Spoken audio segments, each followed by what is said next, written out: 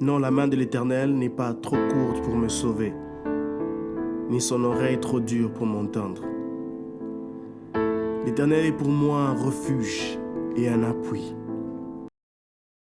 Shalom bien-aimés dans le Seigneur, j'espère que vous allez très très bien, c'est persévérant. Encore une fois de plus, c'est un plaisir pour moi de me connecter, de vous avoir connecté sur vos écrans, sur cette chaîne YouTube, où non seulement nous chantons, mais aussi nous encourageons, nous faisons aussi autre chose aussi, pour la gloire de notre Seigneur Jésus. Alors en ce jour, j'ai juste une petite exhortation, juste un partage biblique, et qui nous fera beaucoup du bien. Et d'entrée de jeu, j'aimerais dire que Dieu honore de la plus belle manière. Dieu fait les choses de la plus belle manière. Comparé aux hommes, Dieu bénit, Dieu délivre, Dieu restaure, Dieu élève, Dieu propulse, Dieu affranchit de la plus belle manière. Et cela, elle ne sera jamais comparable à la façon dont les hommes procèdent, à la façon dont les hommes font les choses. Alors aujourd'hui, nous allons dire Dieu honore de la plus belle manière. Et nous allons nous focaliser dans l'histoire de Mardochée. Mais cette histoire, nous allons nous poser plus sur deux chapitres. Le chapitre 3 du livre de Esther et le chapitre 5 du livre de Esther. Et nous allons mentionner quelque chose de très très important de comment nous pouvons voir certaines personnes dans la Bible dont Dieu les a honorés. Dieu les a honorés à cause de leur attitude, à cause de leur fidélité, à cause de leur constance, à cause de leur service, à cause de leur amour pour Dieu. Et ceci est important pour nous. Alors je lis dans le nom de Jésus. Nous sommes dans le livre de Esther au chapitre 3. Je commence au premier verset. Quelque temps après ces événements, l'empereur Xérès éleva en dignité Aman, fils d'Amminadab, du pays d'Agag. Il le promut au rang du premier ministre et lui donna ainsi la prééminence sur tous les ministres de son gouvernement. Verset 2.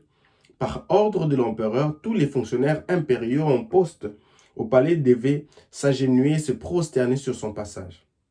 Mais Mardochée ne s'agenouillait pas et ne se prosternait pas devant lui.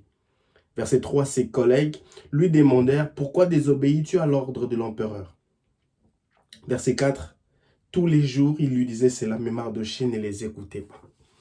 Mardochée, c'est un passage merveilleux qui nous voyons comment un homme qui s'appelle Mardochée, un serviteur de Dieu, l'oncle d'Esther, qui est constant dans sa foi chrétienne, dans sa discipline, dans sa vie chrétienne, qui est l'image d'un chrétien résolu, d'un chrétien qui décide de se placer, de placer sa confiance en Dieu, de ne pas suivre autre chose, de ne pas suivre d'autres dieux.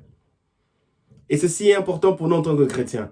Ne nous laissons pas influencer, ne nous laissons pas emporter par les tendances, par les tendances qui sont en place sur les réseaux sociaux. Ne nous laissons pas emporter par notre environnement, par notre entourage, où nous allons nous retrouver en train de compromettre notre destinée à cause des plaisirs et des choses vaines de ce monde. La Bible dit que Mardochée ici faisait partir des ministres, il faisait partir du gouvernement, il faisait partir de ces personnes, des fonctionnaires impériaux. Il avait un standing dans sa vie, il avait une classe sociale élevée. Mais quand bien même il avait cette classe sociale élevée, Mardochée savait il savait où se placer.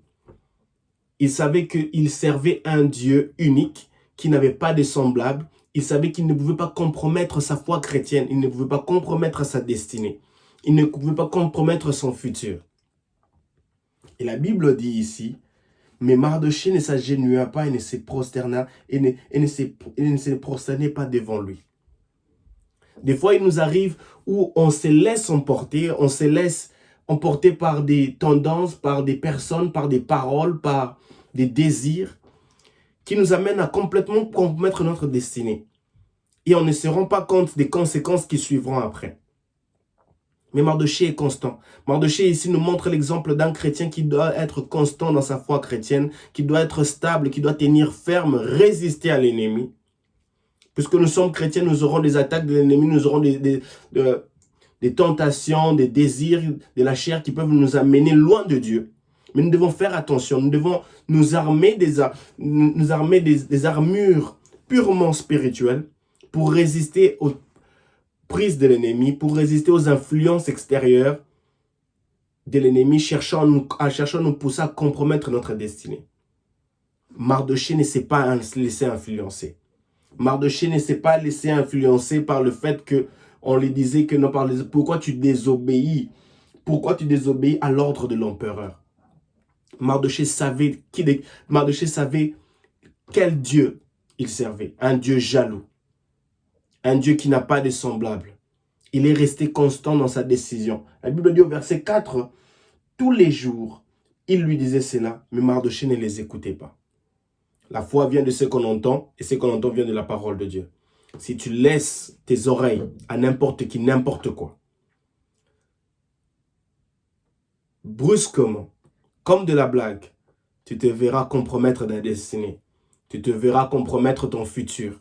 Tu te verras compromettre ton futur, tes projets, même plusieurs de choses dans ta vie. Si tu te laisses influencer, si tu compromets tes principes, ton premier amour qui est Christ. Et comme je l'ai dit au début, Dieu honore de la plus belle manière. Dieu élève de la plus belle manière. Qu'on ne vous montre pas, Dieu honore de la plus belle manière. L'histoire de Mardochée, après nous allons voir dans le chapitre 4, vous verrez que Mardochée, l'empereur Aman, veut détruire, veut exterminer tout le peuple juif. Et Mardochée décide de crier, Mardochée s'est mis en état de deuil par rapport à cette situation. Mardochée décide, et ça le fait tellement mal, il décide de se mettre en état de deuil, lui qui est un fonctionnaire de l'État.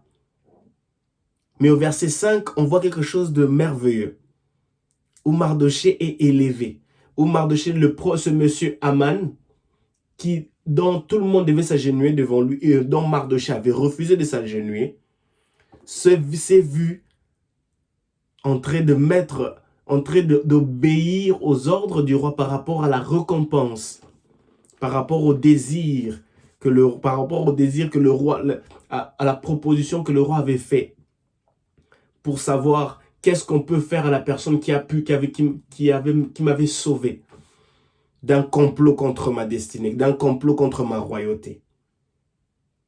Et Mardochée s'est vu élevé. Mardochée s'est vu honoré devant tous les hommes. Dieu honore de la plus belle manière. Dieu a honoré Mardochée parce qu'il le servait, parce qu'il l'aimait, parce qu'il le servait, parce qu'il n'avait pas d'autre Dieu. Il ne pouvait pas adorer d'autres dieux. Comme on le dit dans le livre d'Exode, Dieu dit à Moïse, tu n'adoreras pas d'autre Dieu que moi seul. Le Dieu que nous servons est un Dieu jaloux. Et il n'acceptera jamais de partager sa place avec un autre Dieu. Il est Dieu, il est Alpha et l'Oméga, et il ne partagera jamais sa position, sa gloire avec quelqu'un. Et c'est la raison pour laquelle il est pour nous important de savoir que même quand les vents et marées, les influences, les tendances, les personnes, notre entourage, ou même quand dans les différents environnements, nous nous retrouvons en environnement politique, professionnel, différentes influences, différentes croyances, ne nous laissons pas influencer. Ne perdons pas la foi. Ne permettons pas à n'importe qui, n'importe quoi, de pouvoir influencer notre fort intérieur, de pouvoir influencer notre âme, notre esprit, nos cœurs. Ceci est important. Mardochée s'est vu honoré de la plus belle manière. Et cela me fait penser à l'histoire de Daniel. Daniel qui décide de suivre Dieu, de faire ce que Dieu lui demande de faire, d'obéir à Dieu, de ne pas adorer un autre Dieu. Et il se voit être jeté dans la fosse au lion. Ça, c'est dans le livre de Daniel, au chapitre 6. Et le roi Cyrus lui dit que le Dieu que tu sers avec persévérance te délivre. Le Dieu que tu sers avec intégrité, le Dieu que tu sers avec amour, le Dieu que tu sers avec passion, le Dieu que tu sers de tout ton cœur, te délivrera. Puisque notre Dieu fait les choses de la plus belle manière. Le Dieu que tu sers de tout ton cœur, le Dieu dont tu crains, le Dieu dont tu as cette passion, dont tu ne veux pas adorer d'autres dieux, dont tu ne veux pas donner à fond, dont tu ne veux pas donner ton cœur à d'autres dieux, avoir d'autres amours que Dieu seul. ce Dieu-là t'honorera de la plus belle manière. Ce Dieu-là t'élèvera de la plus belle manière. Ce Dieu-là te guérira de la plus belle manière. Ce Dieu-là te fera prospérer de la plus belle manière. Ce Dieu-là t'affranchira de la plus belle manière. Mais ce que tu dois faire d'abord, c'est être comme Daniel, comme le roi Cyrus a dit dans le chapitre 6 de Daniel, il a dit que le Dieu que tu sers avec persévérance te délivre. Le Dieu que Mardoché, ici dans le livre d'Esther, le Dieu que Mardoché, dans l'histoire, le Dieu que Mardoché servait, ici dans le livre d'Esther, c'était un Dieu jaloux. Et Mardoché servait Dieu avec intégrité. Mardoché avait un cœur totalement dédié à Dieu. Mardoché avait un cœur totalement confié à Dieu. Et il ne pouvait pas se laisser emporter par les tendances, par les influences de ce monde, par qui que ce soit. Et c'est alors qu'à cause de son amour, à cause de son intégrité, à cause de sa passion, de son intimité avec Dieu, dont il ne pouvait pas compromettre, Dieu lui a honoré de la plus belle manière. Dieu lui a récompensé de la plus belle manière. Et il s'est vu, et son ennemi s'est vu voir lui-même en train d'élever Mardoché, en train de le faire tourner, de le faire promener dans toute la ville, pour montrer aux gens la récompense que l'empereur offrait à Mardoché vis-à-vis de ce service qu'il avait fait pour empêcher des gens qui voulaient détruire, qui voulaient faire du mal au roi. Bien-aimés dans le Seigneur, il est très très important pour nous de savoir ceci, que Dieu honore de la plus belle manière. Et il honore ceux-là qui les craignent avec persévérance, qui le servent avec amour, qui le servent avec ferveur, qui le servent avec passion. Il délivre et il honore ces personnes-là qui sont prêts à le servir sans avoir un public devant eux, sans avoir une audience devant eux, sans être approuvé ou être acclamé par les gens. N'attends pas les acclamations des gens. Sers Dieu, ne te laisse pas compromettre. Que rien ni personne ne puisse te laisser, ne puisse t'amener à compromettre ta destinée. Tu as une destinée radieuse. Tu as des talents, tu as des potentiels qui sont en toi. Il y a des gens dans la vie, mon bien-aimé, ma bien-aimée sœur, il y a des gens dans cette vie sur terre qui n'ont rien à perdre. Ils viendront là devant toi juste pour te détruire. Puisque tu as un potentiel, puisque tu as un bagage, puisque tu as des diamants précieux en toi. Et si tu ne sais pas te définir en Dieu, tu te laisseras emporter. Cherchons à nous définir en Dieu. Cherchons à nous réjouir en Dieu. Cherchons à devenir solides en Dieu. Cherchons à devenir opulents en Dieu. Car la vraie opulence, elle vient de Dieu. Cherchons à nous définir totalement et complètement en Dieu. Et c'est alors que Dieu nous honorera de la plus belle manière. Devant les hommes, même devant nos ennemis. Notre Dieu est un Dieu fidèle. Il ne nous abandonnera pas. Nos sacrifices que nous faisons maintenant, il s'en souviendra. Et il va nous bénir de la plus belle manière. Il se souviendra de ce que tu fais maintenant. C'est difficile. C'est avec pleurs que tu continues à le servir, des chemins rocailleux dont tu traverses à cause de l'évangile, à cause de Dieu, à cause de ta foi chrétienne. N'abandonne pas. La Bible dit dans le livre de Hébreux, chapitre 10, nous ne sommes pas de ceux-là qui reculent en arrière pour se perdre, mais nous sommes de ceux-là qui persévèrent pour aller de l'avant, pour obtenir un prix meilleur, une meilleure destinée, un meilleur avenir. En ce jour, je me rends encourager quelqu'un. Dieu honore de la plus belle manière. Et Dieu honore ceux qui le servent avec persévérance, ceux qui le servent avec amour, ceux qui le craignent avec amour, sincérité, passion. Dieu les honore de la plus belle manière. Que le Dieu qui a honoré Mardoché de la plus belle manière soit ton partage. Que le Dieu qui a délivré Daniel de la plus belle manière dans la fosse aux lions soit ton partage.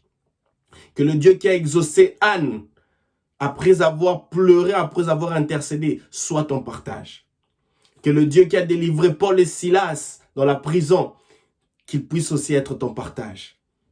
Notre Dieu est fidèle. Il ne nous abandonnera pas. Dieu récompense de la plus belle manière. J'aime ces passages cette histoire de Zacharie dans le Nouveau Testament, où Zacharie entre dans le sanctuaire, il est en train de faire son service. Il n'avait pas d'enfant. il n'avait pas d'enfant. Lui et Élisabeth n'avaient pas d'enfant. Mais Zacharie, la Bible dit qu'il était toujours là, prêt pour le service, prêt pour faire le travail de Dieu. Et bien aimé dans le Seigneur, j'aimerais encore insister. Comme le roi Azurus a dit à Daniel, que le Dieu que tu sers avec persévérance te délivre. Bien aimé dans le Seigneur, le Dieu que tu continues à servir, à te donner tout entier, à faire son travail avec joie, passion, sans attendre les acclamations des hommes, c'est Dieu-là te récompensera, c'est Dieu-là t'honorera.